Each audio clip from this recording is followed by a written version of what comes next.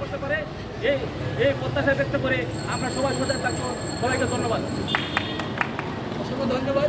সম্মানিত উপস্থিতি, আপনার নিশ্চয় অবগত আছেন আমাদের মাগুরায় আমাদের বোন ছোট্ট শিশু আসিয়াকে কীভাবে দর্শন করে হত্যা করা হয়েছে।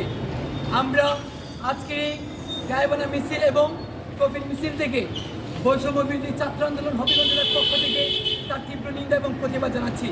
একই সাথে আমরা বলে দিতে চাই, আমরা স্পষ্টত বলেছি মাগুরায় আমাদের ছোট্ট বোন আসিয়াকে দর্শন করে শুধুমাত্র হত্যা করা হয়নি, আমাদের গোটা বাংলাদেশের মানচিত্রকে হত্যা করা হয়েছে।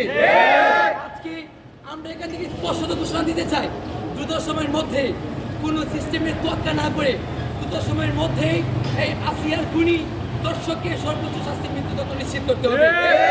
সাথে সাথে বাংলাদেশে যে আইনি প্রথা আছে সকল আইনি প্রথাকে কারেকশন করে যেন যত সকল দর্শক আছে সে সমস্ত দর্শককে দ্রুত সময়ের মধ্যে মৃত্যুদণ্ড কার্যকর করা যায় সে সমস্ত ব্যবস্থা গ্রহণ করতে হবে।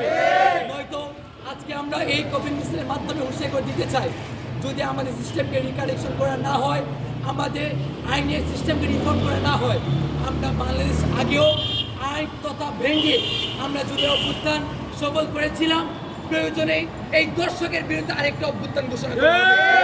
আমি এই পর্যায়ে আমি বক্তব্যের জন্য সমাপনী বক্তব্য আহ্বান করব আমাদের বৈষম্য ছাত্র আন্দোলন হবিগঞ্জ জেলার সংগ্রামী আহ্বায়ক আরিফ তালুকদার ভাইকে।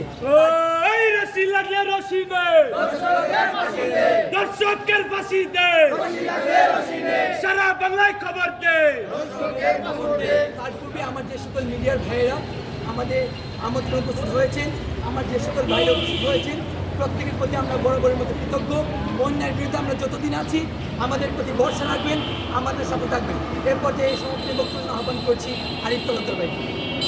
আজকের এই কফিল মিছিলের মাধ্যমে আমরা গোটা বিশ্বকে জানিয়ে দিতে চাই যে বাংলাদেশের মাটিতে আর একটা দর্শকের জন্ম যাতে না হয়। আমরা এটা পরিষ্কার ভাষায় বলে দিতে চাই, যদি কোনো দর্শক আবারও জাগ্রত হয়, আমাদের প্রত্যেকটা দর্শিত গুণের বাইদেরকে হারকিউলিস হইতে বাধ্য করেন না।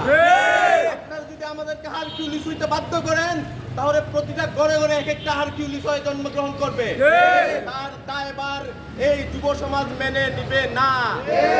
আমরা শেয়ার করে বলে দিতে চাই প্রশাসনকে অতি বিলম্বে এই আসিয়া হত্যার যে দর্শক তারকে সর্বোচ্চ শাস্তি মৃত্যুদণ্ড কার্যকর করার জন্য আমরা এটা দৃশ্যমান দেখতে চাই।